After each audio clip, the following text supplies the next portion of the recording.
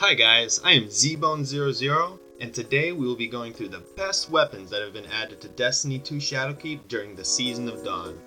There have been 12 weapons added to Destiny 2 during the season, and that includes weapons from the Sundial bounties, ritual weapons, and Season Pass ranks. This list is solely my opinion and has been ranked by the four following criteria: strength, versatility of god rolls, feel, and fun factor. Number one on the list is one of my favorite weapons in the entire game right now. I just can't seem to put it down. So without further ado, let's get into it. Number 12 on my list is the Precision Frame Rocket Pyroclastic Flow. This is a solar rocket and it comes from rank 30 in the Season Pass. The reason why it's at the bottom of my list is because rocket launchers are not very strong in this meta right now. The Pyroclastic Flow features very average rolls for a rocket launcher, with the most notable being Ambitious Assassin. There's nothing too special about this rocket, and there's nothing really unique about it. There's no other legendary rocket launcher to compare it to because there's really not even any good legendary rocket launchers in the game. The best rocket launchers are exotic and have unique perks such as the Ward Cliff. Numbers 11 and 10 on my list are the Komodo FR4 Crucible Ritual Weapon and Line in the Sand. I grouped these together because they're very close on my rating, with Komodo being number 11 and Line in the Sand being number 10 because Line in the Sand has more overall versatility. The Komodo FR4 can be obtained by doing the Heart of the Dragon ritual quest from Shaxx. It is a 466 charge time precision frame solar linear fusion rifle. The ritual perks are in the left column, no distractions and moving target, and in the right column, Eye of the Storm and box breathing. Another reason why I put this below Line in the Sand is because it's mainly focused towards Crucible. Whereas Line in the Sand can have PvE and PvP perks, this is only PvP perks. This is great if you only play Crucible, but most people play PvE and PvP, so a weapon that can combine the powers of both would naturally be better than the other. Line in the Sand is a precision frame 533 charge time arc linear fusion rifle. You can pick this weapon up at the Mars Obelisk via bounties or as a reward at the end of the Sundial. The most notable perks in the left column are Rapid Hit and Moving Target. In the right column, there's Backup Plan and Firing Line. The god roll for me on this weapon is Rapid Hit and Firing Line. This gives it good enough damage to compete with some of the highest damage snipers in the game, such as Tranquility and Soul Survivor. I'm comparing it to sniper rifles instead of a heavy class weapon because that's what it most feels like. I believe with most of the community that linear fusion rifles should just be moved to the special slot. Moving it to the special slot would make more sense because the damage received by these linear fusion rifles are more up to par with special weapons. You can get the same kind of damage numbers with shotguns and sniper rifles, and they are located in the special slot. Overall for me, Line in the Sand is actually a really fun weapon, and I'm sad to put it all the way down at number 10. It's just, a lot of weapons are very good in this season, and I enjoy most of them. I'm not saying Line in the Sand is a bad weapon, nor does it do bad damage, it just does not stack up against the rest on this list. Number 9 on the list is Gallant Charge. This is a solar, 860 charge time, high impact fusion rifle.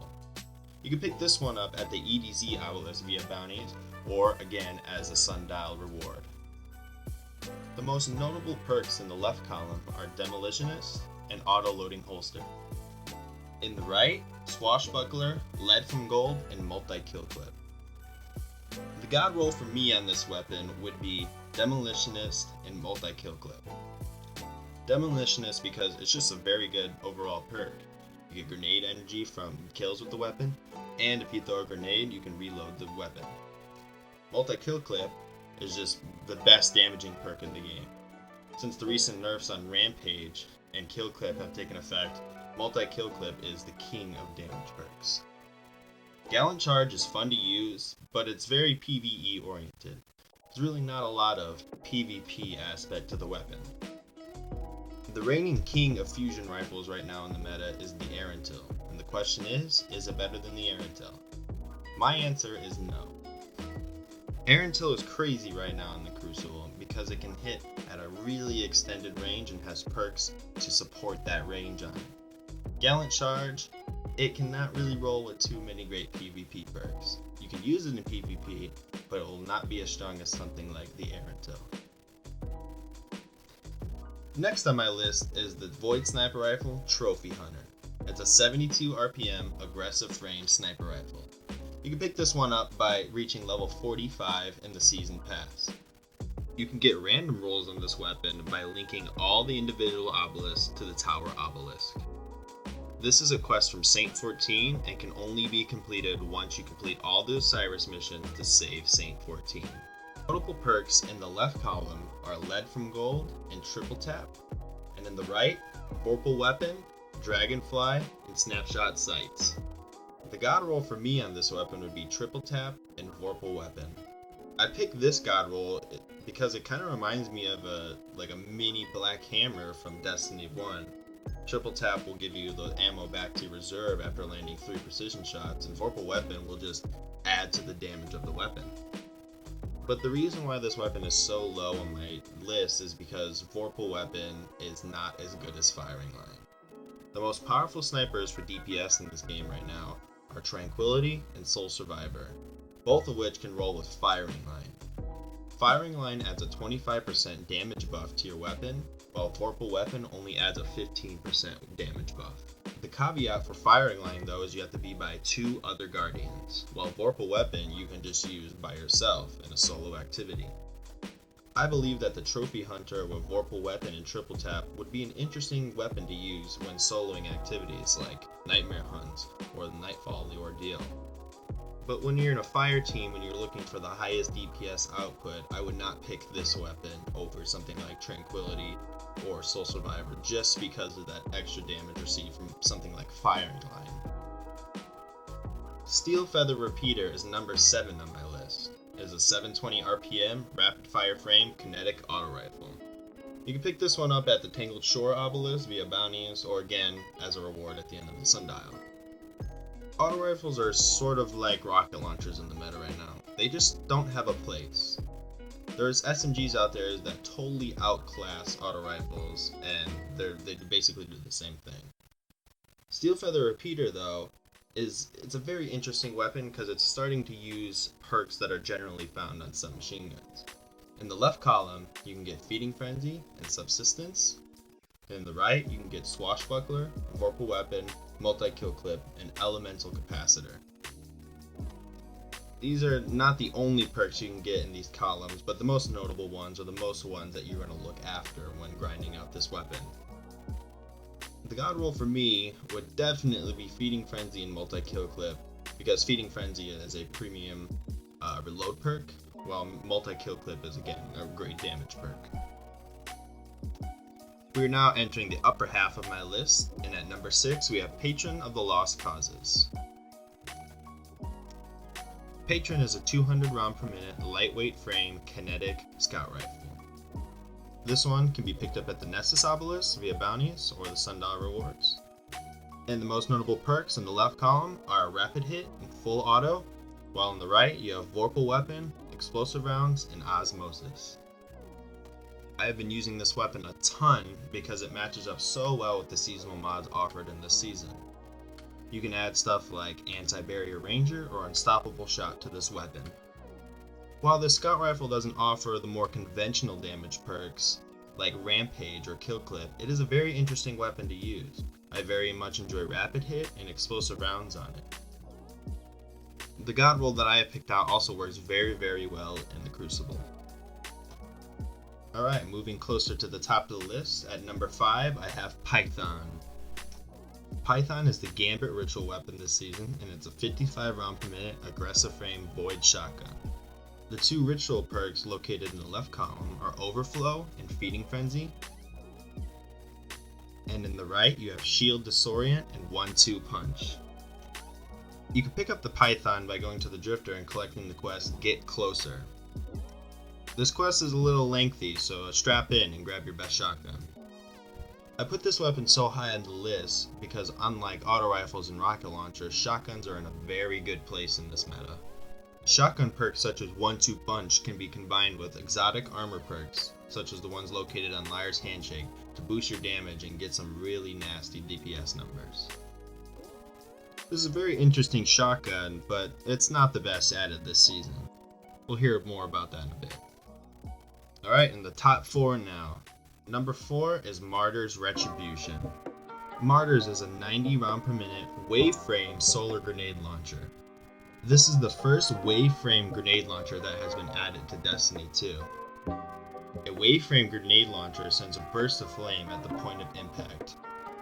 It is definitely the most unique weapon that has been added in Season of Dawn. This is so high on the list due to the similar reason that Python is so high. Grenade launchers are at a very, very good place right now. Grenade launchers have some of the highest DPS values in the entire game right now. The most notable perks on the left column would be auto-loading holster and field prep, while on the right you have Demolitionist and Lead from Gold. My god roll is definitely auto-loading and Demolitionist. This perk combo allows you to just pull out the grenade launcher in a sticky situation, blast the burst of flame forward, and then throw a grenade for more DPS, and reload and shoot another burst of flame forward. It's an extremely fun weapon to use, but I put it at number 4 because of the learning curve it requires to use the weapon. Since this is our first wave frame grenade launcher, we're not very used to shooting the grenade launcher a little short of the enemy and shooting the flame forward. We're just used to pummeling the enemy in the face with our grenade. The third best weapon to be added in the Season of Dawn is the Buzzard Sidearm. This is the Vanguard ritual weapon for the season, and it's a 300 RPM adapted frame kinetic sidearm. This weapon is obtainable by visiting Zavala and completing the mission Anything That Moves. This is a very easy quest. I don't see this taking you longer than an hour to complete to receive the Buzzard Sidearm. In the left column, we have Outlaw and 4th Time's a Charm, and in the right, we have Osmosis and Swashbuckler. The highlight of the weapon for me is Osmosis.